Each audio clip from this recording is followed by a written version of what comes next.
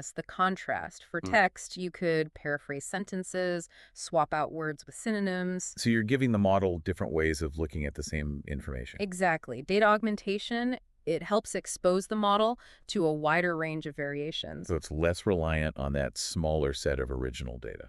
Exactly. It's like, giving our hiker a chance to see the mountain from different angles. Okay, that makes sense. It makes them more adaptable. Now, the book also mentions something called transfer learning. Ah, yes. Which sounds very intriguing. What is that all about? Transfer learning is a game changer. It's about leveraging the knowledge gained from one task to excel at a related but different task. Okay. It's like, imagine our hiker. They've climbed Mount Kilimanjaro, right? Okay. And now they're going to tackle Mount Everest. So, They don't have to start from scratch. right. They can use what they learned before. Exactly. They can apply those skills to this new challenge. So it's like getting a head start. Exactly. In deep learning, we might, for example, take a model that has been trained on a massive image data set, like ImageNet, which has like millions of everyday images. Right. We can then fine-tune that pre-trained model on a smaller, more specialized data set for a task like, say, identifying different types of skin lesions. So it's like the model already has a basic understanding of like images and shapes and patterns. Exactly. So you can build upon that. Exactly. By transferring knowledge, we can achieve some pretty impressive results, even with limited data. That's cool. It's like our hiker already knows how to use a compass. They know how to read a map. Right. They have the basics down. They can focus on the unique challenges of this new mountain range. This is really amazing stuff. Okay, so we've covered a lot of ground here. We have. We've talked about different types of models, algorithms, the practical challenges of training. It's a lot to process. It is a lot. It's clear that there's no shortage of tools and techniques in this deep learning arsenal. Oh, absolutely. And the key is, as we said earlier, choosing the right tool for the job. Right, because deep learning isn't just a magic wand that you can wave, right? Unfortunately not. It's more like it's a set of tools, a very powerful set of tools. Powerful, yes. But you have to use them strategically. It requires careful thought, it requires experimentation, and it requires a deep understanding of the problem that you're trying to solve. Well said. It's about being a strategic problem solver, knowing your tools, and adapting your approach based on the task at hand. Couldn't have said it better myself. Now, earlier we briefly touched on convolutional neural networks, which are great for image processing, and recurrent neural networks, which are awesome for sequential data. But the world of deep learning is vast. Oh, it is. A veritable jungle of models and algorithms. What other cool models are out there? Oh, there are some truly remarkable models being developed as we speak. Okay. One that I find particularly captivating is the Generative Adversarial Network, or GAN for short. JAM. GAN. What is that? Think of it like this. You've got two neural networks, Okay. and they're locked in this creative duel. A duel. Okay, now you've got my attention. One network, called the generator, it's trying to create data. Okay. Could be anything. Images, music, text. Wow. And it's trying to create data that resembles the real deal. Okay. The other network, the discriminator, Okay. it's like the art critic. Okay. It's trying to distinguish the generator's creations from the real thing. So they're like constantly challenging each other. Exactly. That's really cool. It's like an artistic arms race. I like it. The generator gets better and better at creating realistic data, Right. and the discriminator gets better at spotting the fakes. So they're both like constantly learning and improving. Exactly. Huh. And the end result is the generator can produce some incredibly realistic and creative outputs. Now, are there real-world applications for these GANs? Oh, absolutely. Okay. They're being used for all sorts of things. Like what? Creating photorealistic images, Okay. generating artwork in the style of famous painters, Oh. composing music, Wow. even generating like realistic 3D models for video games and VR. It seems like the possibilities are endless. Pretty much, yeah. The creative potential is huge. That is so cool. Now, another term that came up in the book was deep reinforcement learning. Yeah, deep reinforcement learning. Which sounds like a fusion of two very powerful concepts. It is. It takes the power of deep learning and combines it with the principles of reinforcement learning. Okay. So we're essentially teaching machines to learn through trial and error. So like how humans learn. Exactly, like how humans and animals learn. Okay. Think about a robot learning to navigate a maze, right? Okay. It starts off, it's making random moves. Right. But every time it takes a step in the right direction, it gets a reward. So it's like training a dog with treats. Exactly. Positive reinforcement for good behavior. Okay, I like it. Over time, the robot learns to associate certain actions with positive outcomes, and it figures out how to navigate the maze. Deep reinforcement learning takes that concept and brings it to a whole new level, using deep neural networks to handle complex environments. Okay, so it's like the robot is learning from its mistakes and getting better over time. Exactly. And because we're using deep learning, it can handle much more complex tasks. That's awesome. So where are we seeing deep reinforcement learning being used today? It's already making waves in a bunch of different fields. Like what? It's been used to create AI agents that can play games like Go and chess, and they're actually playing at superhuman levels now. Wow, that's amazing. It's also being applied to robotics, enabling robots to learn really complex tasks, Like what? like grasping objects, navigating dynamic environments. Oh, very cool. And of course, it's playing a key role in the development of self-driving cars. Of course. It seems like every time we turn around, AI is doing something more impressive. It's a rapidly evolving field, and it's only going to get more exciting from here. It really is mind-blowing. But with all this talk about, building and training these very sophisticated models, Right. we can't forget about actually evaluating how well they're doing. That's a really important point. Evaluation is crucial. Because how do we know if a model is genuinely performing well or if it just got lucky with the data? You hit the nail on the head. Evaluating deep learning models, it's an art and a science. Okay. We need to be really meticulous in our approach, and we need to be aware of potential pitfalls, Like what? like overfitting to the test set. Okay, now earlier we talked about overfitting to the training data, where the model gets too focused on the data it's already seen. Exactly. How is overfitting to the test set different? So when we're developing a deep learning model, Okay. we typically split our data into 3 sets. Okay. A training set, Right. a validation set, Okay. and a test set. Got it.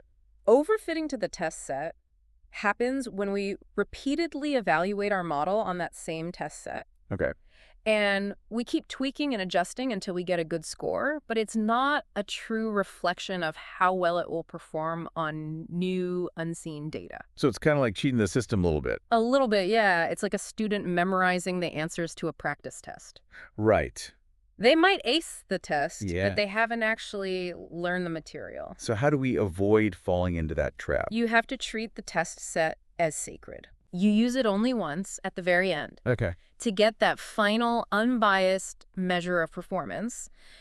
The validation set is where you play around. Okay, so that's where you can experiment and try different things. Exactly. Yeah. But you keep that test set locked away until you're ready for the final evaluation. So it's like having a dress rehearsal for a play. Exactly. You use it to fine-tune your performance.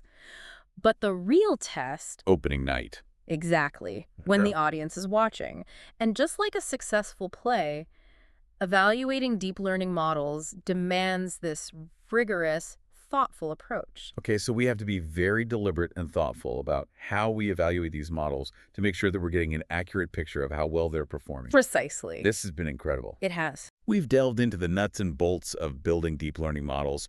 We've talked about optimization, and we've even touched on these advanced concepts like GANs and deep reinforcement learning. It's been a whirlwind tour. It really has. Yeah. And it's clear that there is so much more to explore. Oh, absolutely. We've only just scratched the surface. Welcome back, deep divers. We're reaching the summit of our deep learning expedition. Indeed we are. And for this final push, we're going beyond specific algorithms Okay. to explore those bedrock principles, the theoretical foundations of this field. So we're going full-on Inception, diving deep into the depths of deep learning. Precisely. We're going meta. And one concept that's key to this deeper understanding is regularization. Wait, haven't we already covered that? We touched on it, yes. Right. But regularization, it's more than just practical techniques. Okay.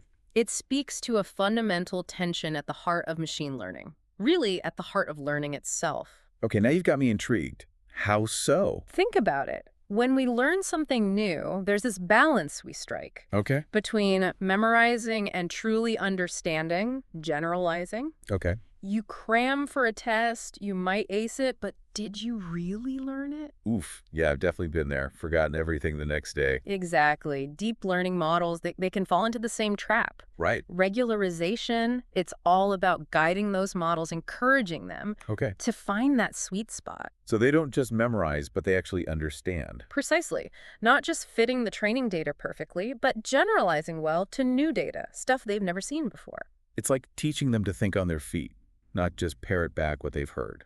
Exactly. It's about pushing them to discover those underlying principles, Okay. the patterns that hold true across the board, Yeah. not getting hung up on the specifics. Now, you mentioned structured probabilistic models Yeah. earlier. Yes. I'll be honest, that sounds intimidating. It's a mouthful, I know.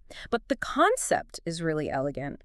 Imagine trying to make sense of a complex system, Okay. like predicting the weather. Okay, good example. So many factors: temperature, humidity, those wind patterns, the whole shebang. Right, it's chaos. A structured probabilistic model, it's like creating this intricate web Okay, that captures those relationships, not just individual data points, right. but how they all connect, how they influence each other. So it's less about individual data points and more about the relationships between them. Exactly. It's about understanding the system as a whole. And in deep learning, these models are really useful for tasks like natural language processing. Makes sense because language is all about relationships between words. Exactly. You need to understand how those words fit together to make meaning. Yeah. Now, once we've got these models, once we've trained them on all this data, Right. we need to actually put them to work. Time to unleash them on the world. Exactly. And that brings us to inference. Inference. Okay. In deep learning, inference is all about using those trained models Okay. to make predictions, to draw conclusions about new data. So you've taught them the rules of the game. Now it's time to actually play. That's a great way to put it. And just like in a game, there are different ways to play, different approaches to inference. Oh, okay. Like what? You've got exact inference, where you meticulously calculate every possibility. Okay. Sounds thorough. It is, but it can also be really computationally expensive. Yeah, I bet. Especially with those complex models. Exactly. And that's where approximate inference comes in. Finding those clever shortcuts Oh, to make those calculations faster, more efficient, especially when you're dealing with mountains of data. so finding that balance again, accuracy versus efficiency. You got it. This is also fascinating. We're really seeing that deep learning isn't just about building machines that can learn. Right. It's about understanding the how and the why behind that learning Precisely. It's that deeper understanding that lets us push the boundaries. to develop new algorithms Hmm. to tackle those really complex problems. Yeah. Now, before we wrap up, I wanted to touch on something we haven't explicitly addressed yet. The limitations of deep learning. Ah, yes. It's important to acknowledge those limitations. Because it's easy to get caught up in all the excitement, but deep learning isn't a magic bullet, right? It isn't. It's powerful, but it's not a cure-all. One big challenge is data. Okay. Deep learning models, they can be incredibly data hungry. They need a lot to work with. They do, lots of it, to generalize well. Right, because if you only show them a tiny slice of the world, how can they be expected to understand the whole thing? Exactly. So what happens when data is scarce or really expensive to get? That's a real challenge. It can limit what we can do. Right. And even when we have tons of data, there's the issue of bias. That's a big one. It is. If the data we use to train these models reflects existing biases, well, guess what? Those biases get amplified, They get baked right in. and that can lead to some real-world problems. Absolutely. It's not enough to just build powerful models. We need to build responsible ones. Models that are fair and unbiased and used for good. Exactly. It's on all of us, the researchers, the developers, to ensure that deep learning is used ethically. That's a powerful tool. And like any tool, it can be used for good or for ill. We have a responsibility to use it wisely. I couldn't agree more. It's a journey of continuous learning and reflection, Absolutely. questioning our assumptions, striving to create AI systems that align with our values. Wow, this has been an incredible deep dive. It has. We've covered so much ground. We really have. From the fundamental building blocks to these mind-blowing concepts like GANs and deep reinforcement learning. The field is exploding with creativity. It really is. And we've only just scratched the surface. There's so much more to explore. It's an exciting time to be working in deep learning. Absolutely. And for our listeners, if you're ready to dive even deeper, I highly recommend checking out the Deep Learning book by Goodfellow, Bengio, and Courville. It's a challenging read, but it's worth it. It really is the Bible of deep learning. It's a must-read for anyone who wants to truly understand this field. And on that note, we'll wrap up this episode of The Deep Dive.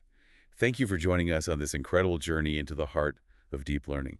Until next time, keep exploring, keep questioning, and keep diving deep.